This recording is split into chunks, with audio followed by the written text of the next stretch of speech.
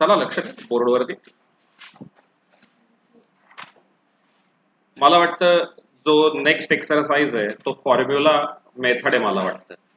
Correct आहे? Formula method आहे ना?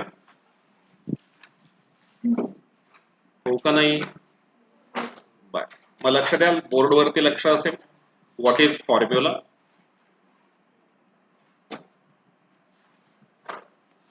Formula x is equal to minus b plus minus in root b square minus 4ac upon 2a. आपण दोन प्रकारचे method already learn केले आहेत. पहिली मेथड होती आपली फॅक्टरायझेशन मेथड आणि आपली दुसरी मेथड होती कंप्लीटिंग स्क्वेअर मेथड. आणि आता ही तिसरी मेथड आहे फॉर्म्युला मेथड. याच्यात आपल्याला या फॉर्म्युल्यामध्ये प्राइसेस टाकल्या की आपल्याला हवं असलेलं उत्तर मिळेल. एक उत्तर प्लस असेल आणि एक उत्तर मायनस असेल. 2.4 त्यातला क्वेश्चन नंबर 1 कोण रीड करतंय? वाचाव सोनवणे. क्वेश्चन नंबर 1 क्वेश्चन काय वाचा ती वरती. Compare the given quadratic equation to the general form and write the values of a, b, c.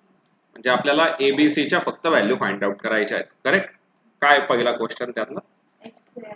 x square minus 7x plus 5 plus 5 is equal to 0. मग a ची price किती? 1. b ची price किती? -7 आणि c ची price किती? 5. काही doubt? एक विनंती आहे, 4 जणी बसण्यापेक्षा एकीने मागच्या बेंचवर शिफ्ट व्हा. मागच्या बाजूच्या कुठल्याही मोकळं बसता येईल, छान वाटेल सगळ्यांना. क्वेश्चन नंबर 2 काय? 2m square is equal to 5m minus 5. हे दोघं जण आपण लेफ्ट हँड साइडला घेऊन येऊ. म्हणजे ते येईल 2m square minus 5m plus 5 is equal to 0. Standard फॉर्मशी कंपेअर केलं तर a ची प्राइस किती येईल? 2. b ची प्राइस येईल -5 आणि c ची प्राइस येईल +5. काही doubt? Question number 3 y square is equal to 2च टर्म आहे, काहीच हरकत नाही. हा y 7y आपण या साईडला घेऊन येऊ, मायनस होऊन जाईल. मला वाटतं थर्ड टर्म ऍबसेंट आहे, म्हणजे आपण तिकडे किती कन्सिडर करूयात? 0. आणि therefore a is equal to 1, b is equal to -7 आणि c is equal to 0. बरोबर की नाही? नेक्स्ट क्वेश्चन सॉल्व आहे. Okay, question number 2. मला वाटतं क्वेश्चन नंबर 1 जर तुम्ही रीड केला तर क्वेश्चन नंबर 1 मध्ये धडधडीत फक्त find out the value of ABC एवढंच होतं. आता क्वेश्चन नंबर 2 मध्ये फाइंड आउट द व्हॅल्यूज आहे का सॉल्व आहे? म्हणजे आपल्याला ऍक्च्युअल सॉल्व करायचं इक्वेशन. पहिलं x square plus 6x plus 5 is equal to 0. मग जर आपण हे नीट व्यवस्थित सगळं कंपेअर केलं तर a ची व्हॅल्यू किती? 1, b ची व्हॅल्यू 6 आणि c ची व्हॅल्यू 5. काही डाऊट? आता आपल्याला त्यांनी सांगितलंय solve the equation by using the formula. आपल्याला फॉर्म्युला यूज करायचा आहे, शेजारी लिहिला आहे तो. हा शेजारी लिहिलेला फॉर्म्युला यूज करताना पहिल्यांदा रूट मधली व्हॅल्यू आपण फाइंड आउट करून घेऊ. कुठली? रूट मधली. म्हणजे काय करूयात आधी फाइंड आउट करू बी स्क्वेअर मायनस 4ac. बी च्या जागी बी ची किंमत. बी ची किंमत किती आहे? 6. ए च्या जागी ए ची किंमत 1. सी च्या जागी सी ची किंमत. हे कोणाकोणाच्या लक्षात नाही आलं? ही स्टेप समजली का सगळ्यांना? बी च्या जागी बी ची किंमत टाकली, ए च्या जागी ए ची, सी च्या जागी सी ची.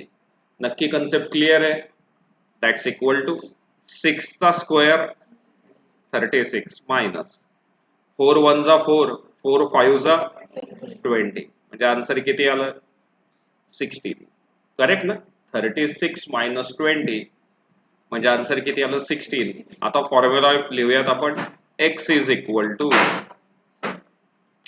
Minus B plus minus in root B square minus 4ac upon 2a.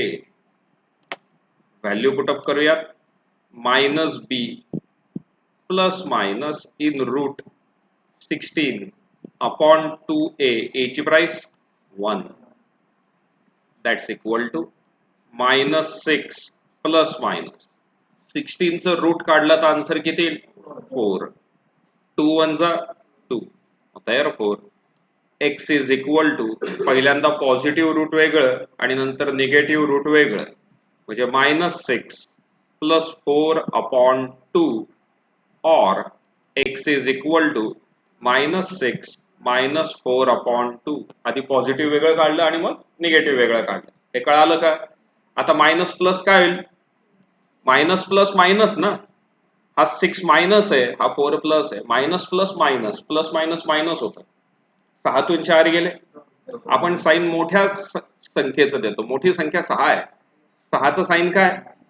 Minus. And therefore x is equal to -2 upon 2 और x is equal to -10 upon 2. Minus minus plus झाला तिकडे.